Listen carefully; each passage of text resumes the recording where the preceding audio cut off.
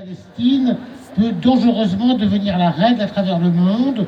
Non pas qu'il s'agisse d'une pratique jamais utilisée, mais la brutalité et la visibilité très assumée de l'opération est une nouvelle étape dans la disparition totale du droit international. Un président enlevé, un pays mis sous tutelle et un contrôle des ressources.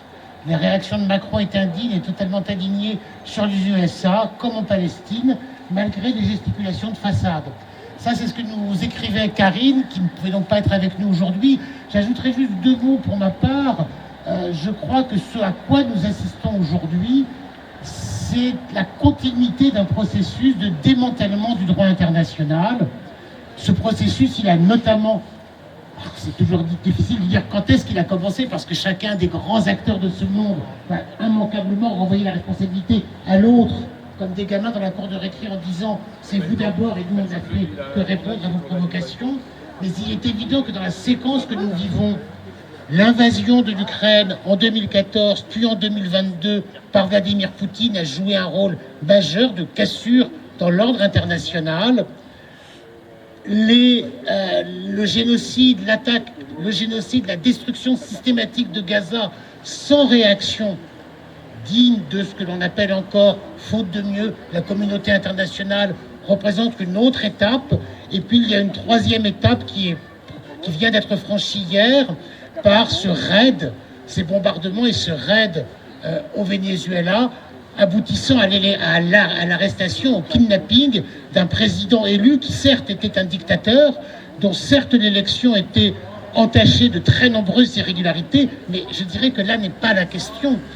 Le Venezuela était un État souverain, est toujours en théorie un État souverain, au nom de quoi les États-Unis d'Amérique peuvent-ils enfreindre à la fois la charte des Nations Unies, l'article 2 de la charte qui garantit la souveraineté de tous les États et qui est délibérément, tranquillement et sans aucun complexe violé.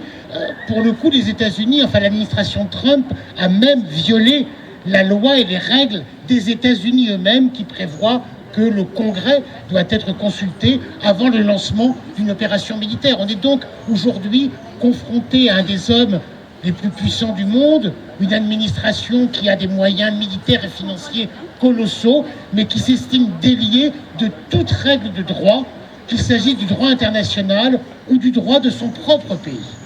On est dans cette situation d'un monde qui probablement n'a jamais été aussi dangereux qu'aujourd'hui, parce que les conséquences du raid américain au Venezuela, on verra bien pour le Venezuela comment les choses vont évoluer. La mise en place de l'administration du Venezuela par les États-Unis, elle a été annoncée par Trump. Enfin bon, Trump dit beaucoup de choses, après on verra bien ce qu'il fera. Par contre, ce qui est certain, c'est que cette attaque américaine justifie totalement la guerre que Poutine fait en Ukraine depuis des années et donne à Poutine les meilleurs des arguments et justifie aussi ce que la Chine pourrait être tentée de faire à Taïwan. Aujourd'hui, ce à quoi nous assistons, c'est le démantèlement des règles internationales, des règles de droit fixées après la Seconde Guerre mondiale.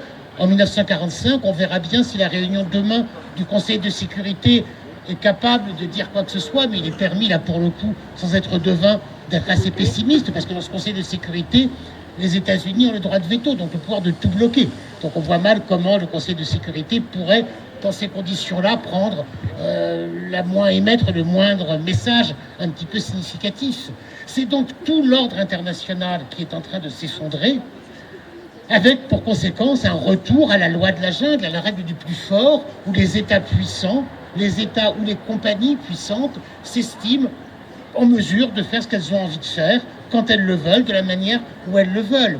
Et ce qui est effectivement très grave dans ce contexte-là, c'est d'une manière générale, je dirais encore une fois, la frilosité de l'Union européenne, qui, hormis des bonnes paroles et des déclarations d'intention, n'est pas capable de répondre de manière efficace, concrète, à ce qui est en train de se passer. Je dirais que parmi les déclarations les plus constructives d'hier, il y avait celle, bien sûr, du Premier ministre espagnol, il y avait même celle du Premier ministre britannique, Keir Starmer, qui a au moins dit deux choses.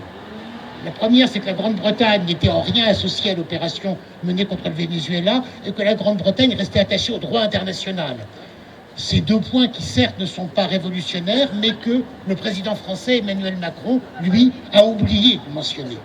Ce qui veut dire qu'apparemment pour lui, le droit international n'est plus qu'un souvenir, quelque chose qui n'appartient plus qu'à un temps passé et révolu. Nous en sommes là. La situation est, je crois, très inquiétante. Cette année 2026 commence sous de bien dangereux auspices, mais pour le coup, ce que nous pouvons faire à notre petite échelle n'en a que plus d'importance. Rappelez qu'il y a des citoyens en Bretagne et partout dans le monde qui n'acceptent pas ce règne terroriste, parce que la loi du plus fort, c'est la règle de la terreur, que cela soit à Gaza, en Palestine, en Ukraine, au Venezuela ou ailleurs. Voilà, merci. Bravo.